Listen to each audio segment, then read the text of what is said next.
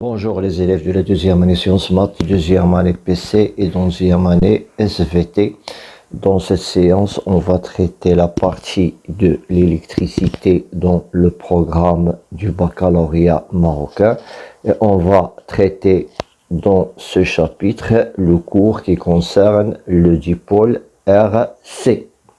Voilà, dans ce schéma-là, on a des exemples des condensateurs, parce qu'on a plusieurs types de condensateurs. Donc pour l'activité 1, on a le condensateur. On va donner tout d'abord la définition d'un condensateur. Le condensateur est un dipôle constitué de deux plaques. Voilà, on a ici deux plaques qu'on va l'appeler armature. Entre ces deux plaques, on aura un diélectrique qui est un isolant qui sépare ces deux armatures. Et cela qui est entouré en violet, c'est le symbole du condensateur. Après, je passe à la charge d'un condensateur. Donc, pour la charge d'un condensateur, je réalise le circuit qui se trouve dans la figure 1, cette figure-là. On branche le condensateur dans le circuit. Au début, ce condensateur n'est pas chargé, c'est-à-dire il est électriquement neutre, c'est-à-dire que le nombre de charges positives dans chaque armature est égal au nombre de charges négatives. Dès que je ferme cet interrupteur, on aura déplacement des charges négatives de l'armature A vers l'armature B. Voilà. Et lorsqu'ils ont arrivé à l'armature B, ils sont accumulés ici, parce que entre ces deux armatures, on a un isolant. Donc, on dit que l'armature A, elle est chargée positivement, c'est-à-dire que QA est positif, tandis que l'armature B est chargée négativement. Puisque les électrons se déplacent au début de l'armature A vers l'armature B, c'est-à-dire que le courant se déplace dans le sens opposé des charges des électrons. Et voilà, comme vous voyez, le sens de déplacement du courant est le sens inverse de déplacement des électrons. Donc, on aura QA qui est chargé positivement. Donc, QA il est positif, QB est l'opposé de QA. Donc on aura Q qui est égal à QA moins QB qui sera chargé positivement, qui porte un signe qui est positif. La charge du condensateur ou la quantité emmagasinée dans le condensateur est la charge de l'armature positive du condensateur. Son symbole est Q et son unité est le coulomb. On a Q qui est égal à QA qui est égal à moins QB, elle est positive. Relation entre la charge et l'intensité du courant. L'intensité du courant électrique et le débit de porteur de charge qui traverse la section de conducteur par unité de temps. Si on a un conducteur, ce conducteur il est traversé par un nombre n d'électrons. Donc le courant électrique, il représente la quantité de charge, c'est-à-dire Q qui est égal à NE par unité de temps, c'est-à-dire que le I il sera égal à Q sur delta T, ici dans le cas d'un courant qui est continu. Donc voilà, cas du courant continu, on aura I est égal à Q sur delta T. Dans le cas d'un courant qui est variable, on aura petit I qui est égal à D de Q sur dt. D de Q sur dt, elle représente la dérivée de la charge par unité par rapport au temps. C'est la dérivée de la charge par rapport au temps. Donc, I, c'est l'intensité du courant en ampères. Petit q, c'est la charge de condensateur en coulombe. T, c'est le temps en secondes. Après, on passera maintenant à la relation entre la charge et la tension aux bornes d'un condensateur. Pour cela, on va faire une activité. Activité 1. On charge un condensateur avec un générateur de courant. Voilà, ça c'est un générateur de courant, c'est-à-dire c'est un générateur qui débite un courant qui est constant. On le note, la notation de ce générateur. On a un cercle et un trait dans son centre qui est horizontal. Si on a un cercle et dans lequel un trait qui est vertical, c'est un générateur qui débite une tension qui est constante. Donc, dans notre cas, comme vous voyez, on a I0, ce générateur débite un courant qui est constant. Sa valeur I0 est égale à 1 mA. On ferme l'interrupteur K, on visualise la tension au bord du condensateur. La courbe ci-dessous, comme vous voyez, la représentation du UC en fonction de T, représente la tension au bord du condensateur en fonction du temps. Le condensateur étudié porte les informations suivantes: 1000 microfarad, 100 volts. Montrez qu'à chaque instant, Q est égal à C fois UC. Donc, d'après cette représentation, on observe qu'il y a proportionnalité entre UC et T, puisque la courbe est une droite qui passe par l'origine. Donc, on a, d'après la représentation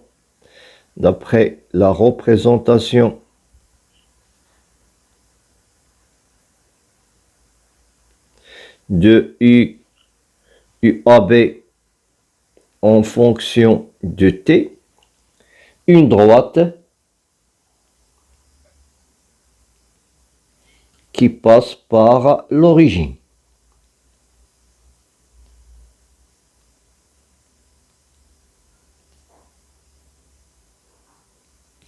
Donc, on aura proportionnalité entre UC et T. Donc, UC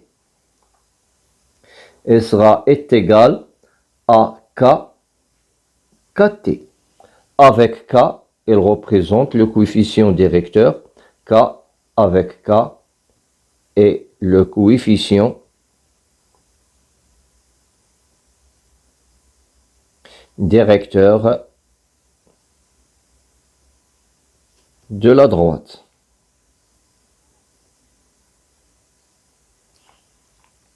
On sait que aussi la relation qui existe entre Q, I0 et T, on sait que Q est égal à I0 fois delta T. D'après la relation qu'on a écrite ici, I est égal à Q sur delta T, donc Q est égal à I0 fois delta T. Donc le delta T, c'est T moins T0 avec delta T est égal à T moins T0. T0 est égal à 0, c'est-à-dire T moins 0, qui est égal à T. Donc, cela va nous donner que Q est égal à I0 fois T. Et on a aussi UC qui est égal à KT. Donc, d'après cette relation, je peux tirer T qui sera égal à Q sur I0. Et ici, on aura T qui est égal à UC sur T qui est égal à UC sur K.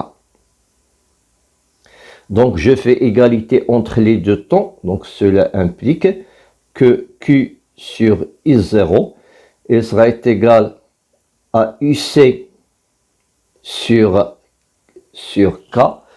D'où, si je tire, donc cela implique que Q est égal à I0 sur K fois UC. Donc, par analogie avec cette relation, on trouve que C, la capacité de condensateur, elle serait égale à I0 sur K. Donc, c'est ça l'expression de C, d'où on peut écrire que Q est égal à C fois UC avec C est égal à 0 sur K. Après, on passera à la conclusion. Donc, la charge Q de condensateur est proportionnelle à la tension UC. D'après cette expression aux bornes de ces armatures. Voilà, donc Q, c'est la charge de condensateur en coulomb, c'est-à-dire l'unité c'est C. UC, elle représente la tension. Aux bornes du condensateur.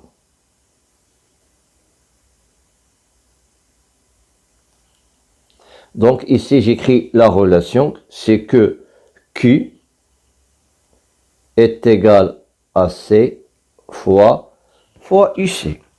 Maintenant je passe à l'association des condensateurs et dans l'association on va étudier l'association des condensateurs en série et l'association des condensateurs en parallèle. Association en série. Voilà, dans l'association en série, elle est caractérisée par le passage du même courant qui passe tous les condensateurs qui sont montés en série. Si je parle plutôt du courant, je parle aussi de charge. S'il est traversé par le même courant, c'est-à-dire que le condensateur de capacité C1 a la même charge que le condensateur de capacité C2, c'est-à-dire que Q1 est égal à Q2 est égal à Q. Voilà, on a le point A, le point B. On a deux condensateurs qui sont en série. Je peux les remplacer par un condensateur équivalent de capacité C. Donc, je cherche à trouver la relation entre C, c'est-à-dire la capacité du condensateur équivalent, et C1 et C2, qui sont les capacités de condensateur 1 et du condensateur 2. Donc, d'après la loi d'additivité des tensions, on aura UAD est égal à UAD plus UDB si on applique la relation de charge. Avec UAD, elle représente la tension aux bornes du condensateur C1. Donc, avec UAD serait égal à Q1 sur C1 et UDB elle serait égal à Q2 sur C2. Et puisque UAB est égal à UAD plus UDB, donc on aura UAB qui est égal à UAD plus UDB. Je remplace UAD est égal à Q1 sur C1, UDB plus Q2 sur C2. Or, pour UAB, on aura qui est égal à Q sur C. C, c'est la capacité équivalente de ces deux capacités, des deux condensateurs qui sont montés en série, puisque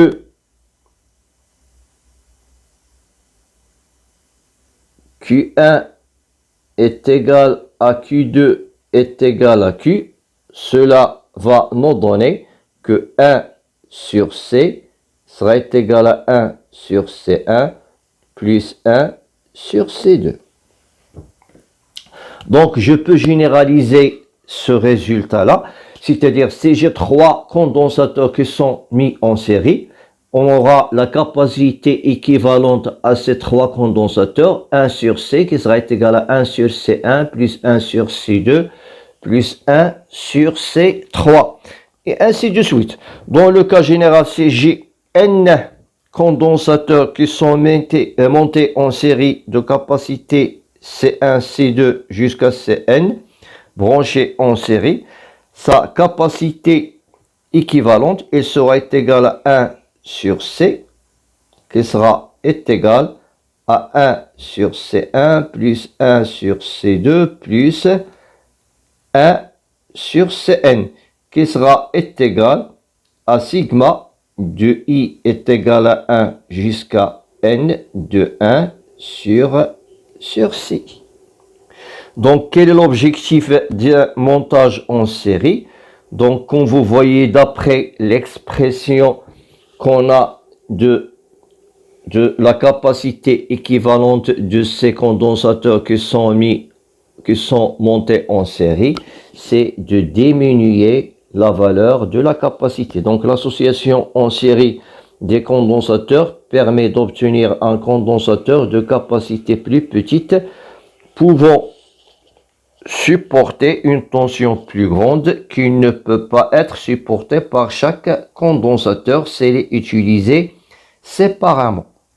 On passera maintenant à l'association en parallèle. Donc, pour une association en parallèle, comme vous voyez, on a ici deux condensateurs qui sont montés en parallèle. La caractéristique d'une association en parallèle, c'est que les deux condensateurs ont la même tension. Si en série, on aura passage pour les condensateurs d'un même courant.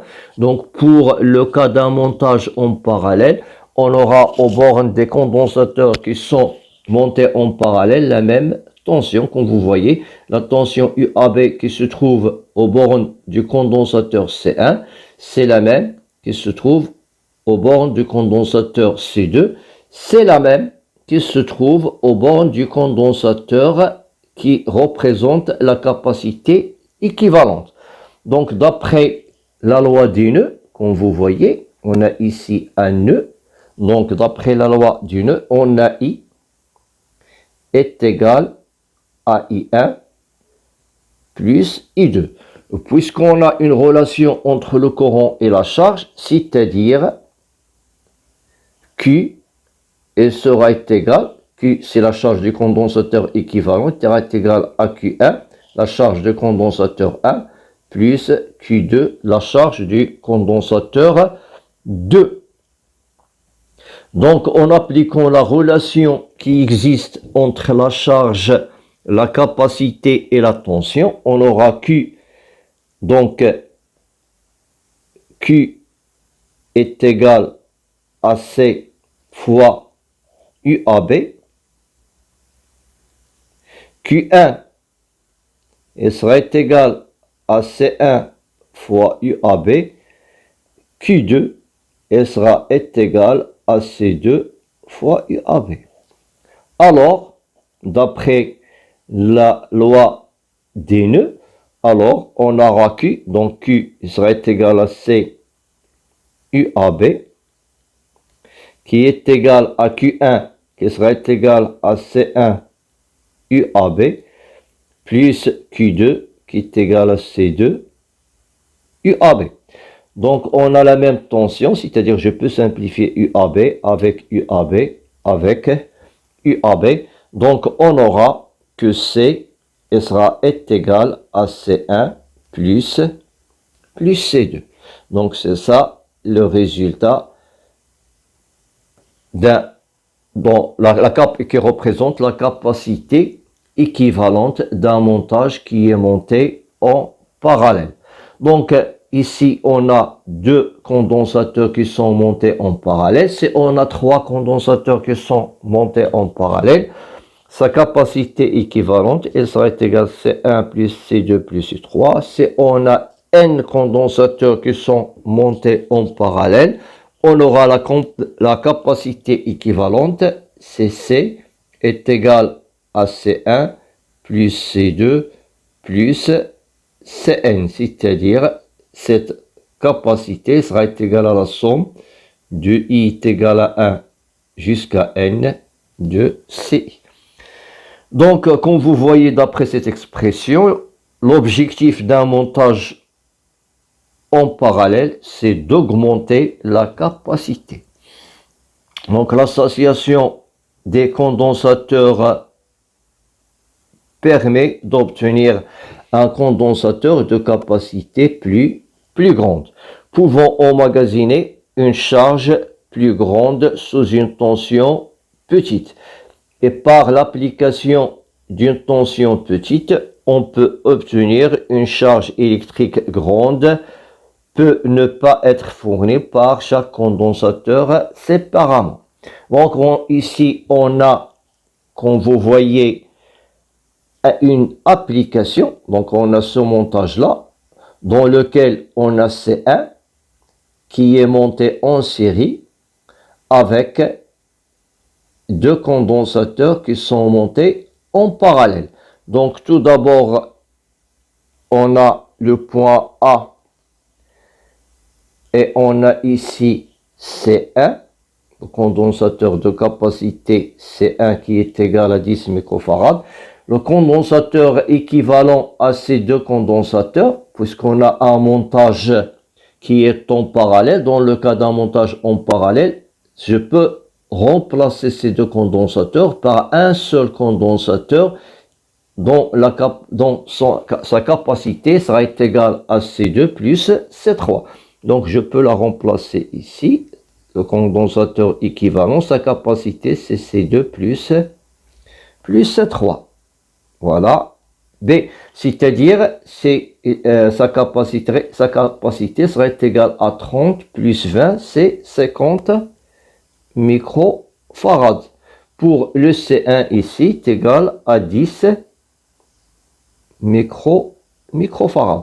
Donc on a deux condensateurs qui sont en série, parce qu'ils sont traversés par le même courant, I. Donc comme vous voyez, la capacité équivalente, elle sera égale à 1 sur C équivalente, elle sera égale à 1 sur C1 plus 1 sur C2 plus C3. Donc, je mets les mêmes dénominateurs, 1 sur C équivalente, elle sera égale à C2 plus C3 plus C1 sur le produit, c'est-à-dire C1 en facteur de C2 plus C3. Donc cela implique que C équivalente, elle sera égale à C1 en facteur de C2 plus C3 sur C1 plus C2 plus C3. Donc on a donc C1 est égal à 10 fois la valeur de 50, C2 plus C3 est égal à 50 sur la somme qui est égale à 60. Je simplifie 0 sur 0, c'est-à-dire je trouve la valeur de 50 sur 6. Si je fais cette application numérique, je trouve bien la valeur de 8,3 microfarad. Et je passe maintenant à grand 2. Réponse d'un dipôle RC à un échelon de tension. Voilà un dipôle RC qui est formé par une résistance R, un condensateur de capacité C.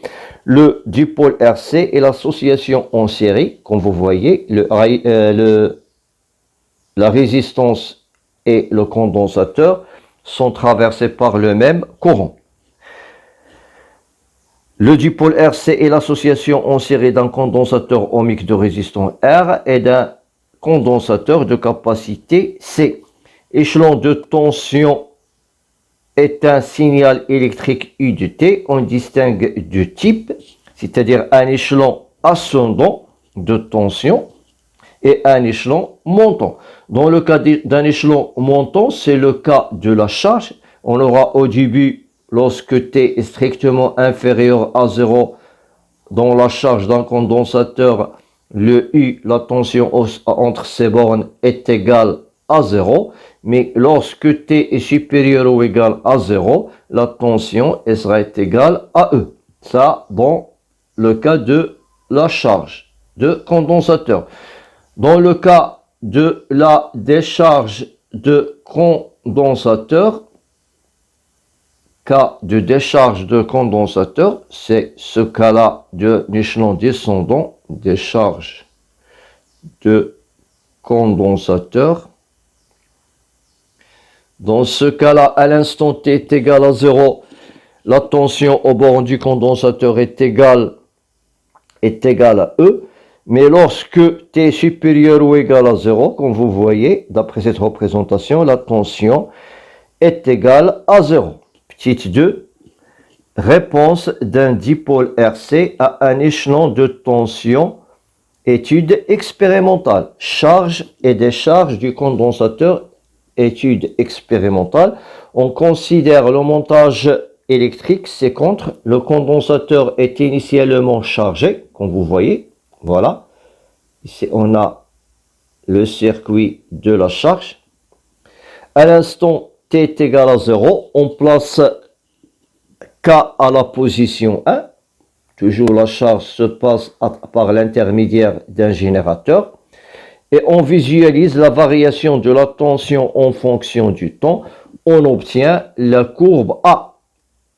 Voilà, ici la courbe A. Donc cette courbe-là, elle représente la représentation de la tension aux bornes du condensateur en fonction du temps. Comme vous voyez, on a deux régimes. On a un régime qui est transitoire, dans lequel on a augmentation de la tension. Après, on a un régime qui est permanent, dans lequel la tension elle sera constante et sa valeur est égale à E. Ça, dans le cas de la charge, c'est-à-dire dans A. Quand le condensateur se charge totalement, on bascule la K à la position 2, c'est-à-dire on va basculer cet interrupteur à la position 2. On obtient la courbe B. Le dipôle RC est soumis à un échelon de tension descendant des charges de condensateur, comme vous voyez ici, la courbe B. À l'instant T est égal à 0, la tension est égale à E, puis il se décharge. On a aussi deux régimes, un régime transitoire dans lequel, comme vous voyez, la tension diminue, puis un régime qui est permanent dans lequel la tension sera égale à 0. On pose R fois C est égal à taux et la durée de régime transitoire, soit dans le cas de la charge ou bien de la décharge, est égale à 5 taux. Cette durée-là, soit dans la charge, soit dans la décharge, est égale à 5 taux. Donc, observation expérimentale, la tension UC est une fonction qui est continue. La durée de la charge et décharge, elle dure 5 taux. La durée de charge et décharge augmente quand C augmente ou R augmente. Puisque taux est égal à R fois C, si on augmente R, taux va augmenter. C'est-à-dire que le temps de du régime transitoire va augmenter dans les deux cas, soit dans la charge, soit dans la décharge. On constate deux régimes. Régime permanent, on aura ce régime permanent lorsque T il est supérieur à taux. Voilà le régime permanent. Voilà le taux lorsque T est supérieur à 5 taux, lorsque T est supérieur à 5 taux. Lors de la charge de condensateur, dans le cas de la charge de condensateur, dans le régime permanent, on a UC est égal à E. lors de la décharge du condensateur, c'est-à-dire dans le régime permanent, on aura UC qui est égal à 0. Régime transitoire, dans le régime transitoire, on l'aura lorsque T est inférieur, dans les deux cas, il est inférieur à 5 temps. Après, on va voir réponse RC à un échelon montant de tension, charge du condensateur, étude théorique. À l'instant T est égal à 0, on ferme l'interrupteur, c'est-à-dire dans le circuit de charge qui contient la résistance R, le condensateur C et le générateur. Et ce générateur qu'on utilise, c'est un générateur qui débite une tension qui est constante. La tension au bornes du dipôle RC passe de 0 à E. Donc notre objectif, c'est de trouver l'équation différentielle. Donc, d'après la loi d'additivité des tensions, d'après la loi d'additivité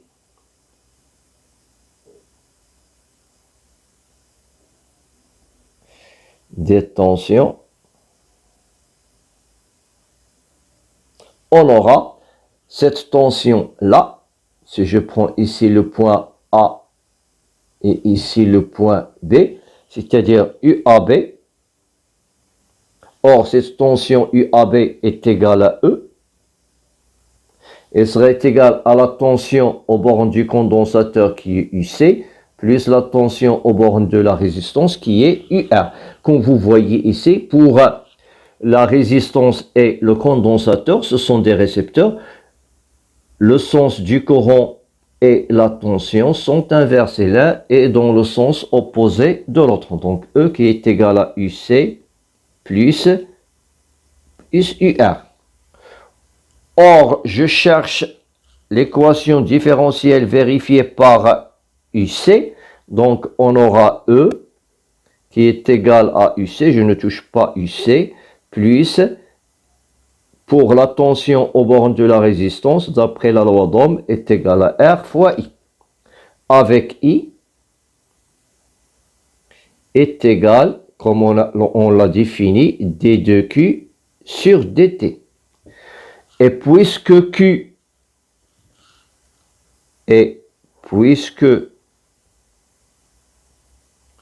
Q est égal à C fois UAB ou bien UC, donc cela implique que D2Q sur DT, il sera égal, puisque c'est une caractéristique qui correspond au condensateur, c'est une constante, sera égal à C D de UC sur DT. D'où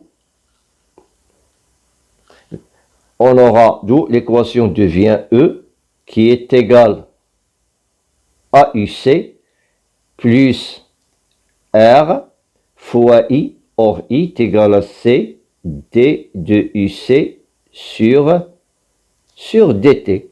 Donc, comme vous voyez, on a une équation entre UC et la dérivée du UC par rapport au temps. Donc, elle représente l'équation différentielle. C'est l'équation différentielle. C'est l'équation différentielle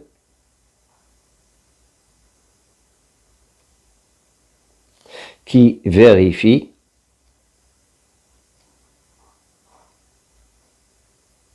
la tension aux bornes, du condensateur, aux bornes du condensateur.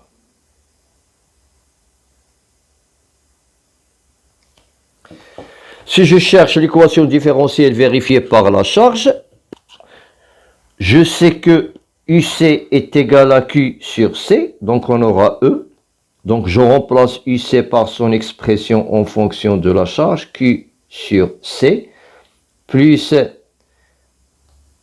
R, or C d de UC sur dt est égal à d de Q sur dt, qui sera égal à d de Q sur dt. Donc, comme vous voyez, on a ici une relation entre la charge et la dérivée de la charge, c'est-à-dire que c'est l'équation différentielle du premier ordre. Donc, parce que dans cette équation, on aura la dérivée première de Q qui est vérifiée par la charge Q de t. Donc, on passera maintenant à la solution de cette équation différentielle. Donc, solution de l'équation différentielle. On a dit que la solution de l'équation différentielle, c'est-à-dire de cette équation qui est égale RC d de UC sur dt plus UC est égal à E.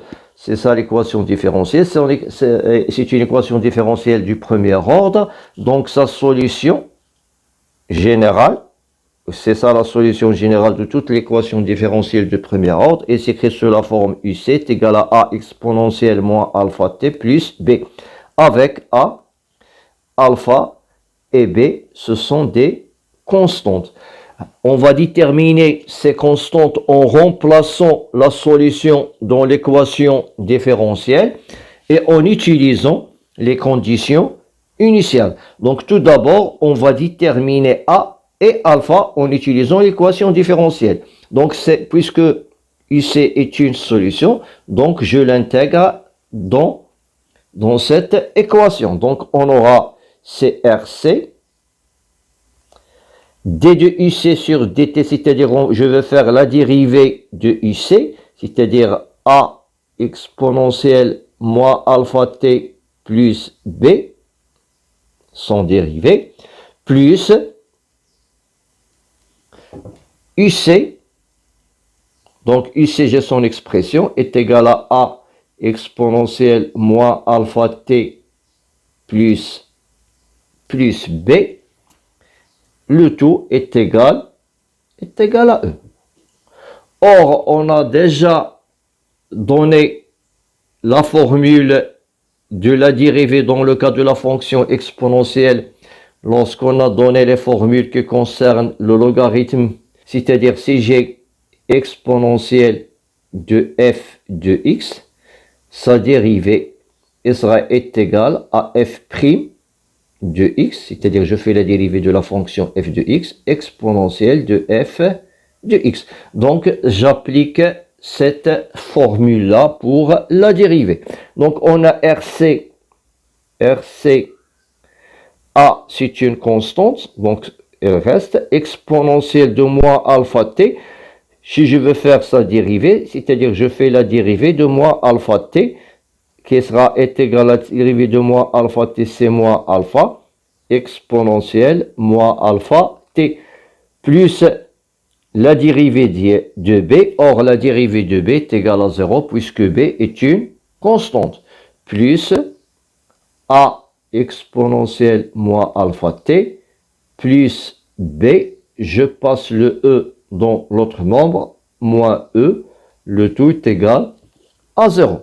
Maintenant, je factorise par l'expression où se trouve l'exponentielle. Donc, on a a exponentielle moins alpha t comme facteur commun. Donc, cela implique que a exponentielle moins alpha t et sera facteur, on l'aura factorise de 1 a exponentielle moins alpha t moins alpha r c plus b moins e, le tout est égal à 0. Donc on a cette équation qui est égale à 0. A exponentielle moins alpha t, il ne s'annule jamais parce que l'exponentielle ne s'annule jamais. Donc si cette équation est égale à 0, cela veut dire que cette valeur-là est égale à 0 et celle-ci est égale à 0 pour qu'on obtienne 0 est égal à 0. Donc cela va nous permettre d'écrire que 1 moins alpha RC est égal à 0, B moins E est égal à 0. Donc, moi, je cherche le A et alpha. Donc, cela implique que alpha est égal, est égal à 1 sur RC, le B est égal à E. Donc ici dans la question, la détermination au lieu de A, j'écris B, la détermination de B est alpha. Et ici, je fais la détermination de A. Voilà, donc j'ai trouvé ces deux expressions. Or, on a posé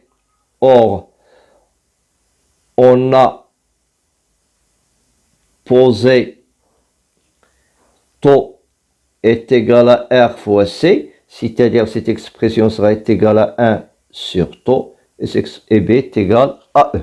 Donc, à l'instant T est égal à 0, ici j'ai la charge. Donc, dans le cas de la charge, à l'instant T est égal à 0, on a UC est égal à 0. C'est-à-dire, je reviens à la solution. À T est égal à 0, UC est égal à 0. Donc, je remplace UC avec 0. Je remplace le T avec 0, exponentielle de 0 est égal à 1. Donc, je trouve que c'est A plus B. Donc, cela implique que A est égal à moins B, qui sera égal à moins E. D'où la solution, d'où UC de T. Je remplace le A par moins E, exponentielle, le alpha, c'est 1 sur taux, moins T sur taux, plus B, on a trouvé que B est égal à E. Donc, je peux factoriser ici par E, en facteur de 1, moins exponentielle, moins T sur taux, toujours avec taux est égal à R fois C.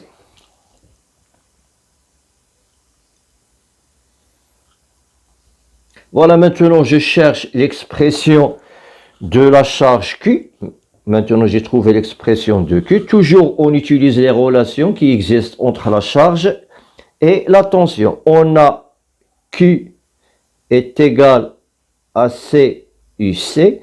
Donc, si je cherche l'expression de Q de T, on aura Q qui est égal à la capacité C fois UC de T qui est égal à E en facteur de 1 moins exponentielle moins T sur taux. Après, je fais la représentation de Q en fonction de T, comme vous voyez. C'est-à-dire la même représentation que ici de T. À l'instant T est égal à 0, on aura Q est égal à 0. Et j'ai le deux régimes, c'est-à-dire la même représentation. Pour l'intensité I, on sait que I est égal à D de Q sur dt. Donc, c'est-à-dire je fais la dérivée de cette expression pour trouver l'expression de l'intensité. Donc, je fais la dérivée de cette expression, qui est, voilà, c'est CE, en facteur de 1 moins exponentielle moins t sur taux. La dérivée.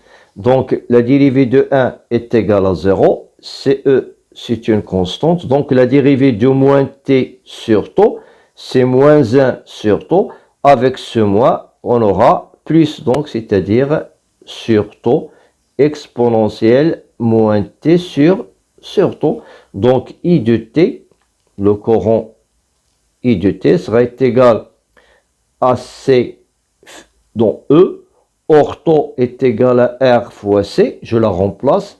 Exponentielle moins t sur taux. Donc, je peux simplifier C avec C.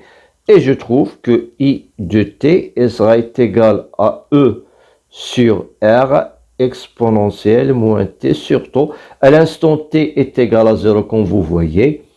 On aura la valeur de I est égale à E sur R, puis la fonction elle est décroissante d'après cette expression. C'est-à-dire tout simplement, je fais la représentation de I de t en fonction du temps. Donc, on arrête cette première partie ici et merci pour votre attention.